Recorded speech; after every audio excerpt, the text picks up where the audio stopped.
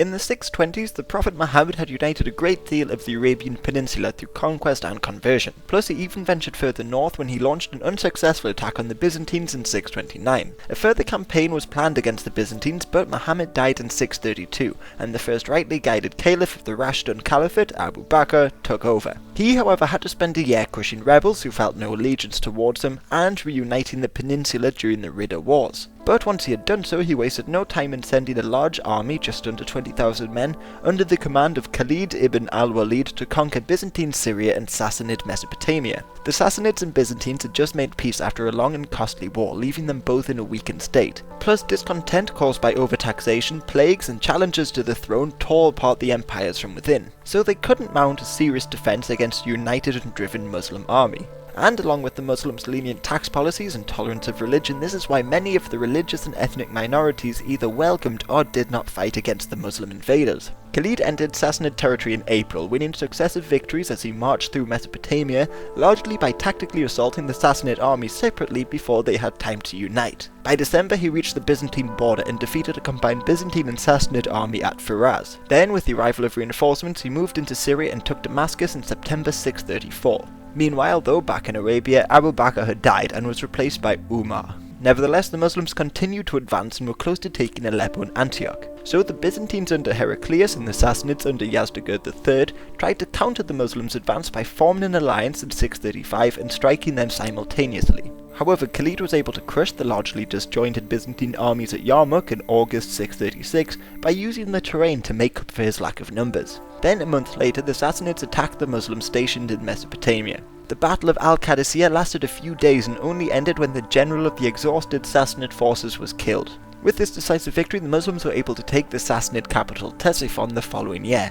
but Umar did not wish to see his armies go any further east. Meanwhile, in Syria, after their victory at Yarmouk, the Muslims captured Jerusalem in 637 and were now free to expand across the Levant. With the Byzantines posing very little threat over the following years, in 640 the Muslims under Amir ibn al-As moved into Egypt. The decisive battle came in July when they beat the Byzantines at Heliopolis, allowing them to move west and conquer Alexandria in 641, ending nearly 700 years of Roman rule in Egypt. But their following invasion of Nubia to the south was halted by the skilled horsemen and archers of the region, so they continued to push west instead, meeting very little resistance.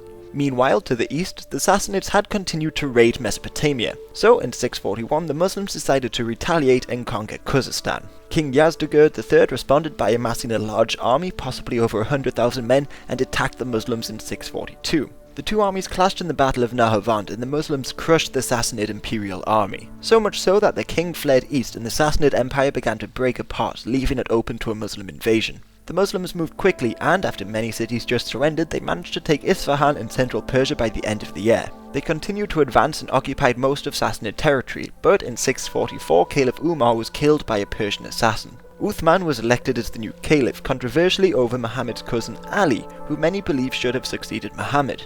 Uthman continued to expand the caliphate, but he had to fight the Byzantines out of Alexandria again and crush a number of rebellions in Persia. Nevertheless, they pushed further west to North Africa by capturing Tripoli in 647 and reached the eastern limits of the Sassanid Empire by 1651, ending the dynasty's 400 years rule of the region. Meanwhile, to prevent further harassment from the Byzantines at sea, the caliphate employed Christians to build a large navy. Led by governors such as Muawiyah and Abdullah ibn Sa'd, the navy raided islands like Sicily and Cyprus and won their first major naval victory at the Battle of the Masts in 655. However, the invasion soon came to a stop. Uthman had angered the population by electing his own kinsmen, Umayyad clansmen like Muawiyah, as governors. Angry Egyptians protested in 656, but it soon turned to riots and Uthman was killed when they stormed his palace. Ali, Muhammad's cousin, was elected as the new caliph, but Muhammad's widow Aisha disliked Ali and, along with a couple of Muhammad's old companions, led an army against him. Although Ali won at the Battle of the Camels, this began the First Fitna, which would tear apart the Muslim world as two factions emerged: Shiites who supported Ali and Sunnis led by the Umayyads. Ali would eventually be defeated in 661 by the Umayyads, ending the Rashidun Caliphate and the rule of the rightly guided caliphs. But the end of the Fitna then allowed the Umayyads to continue to expand the Caliphate.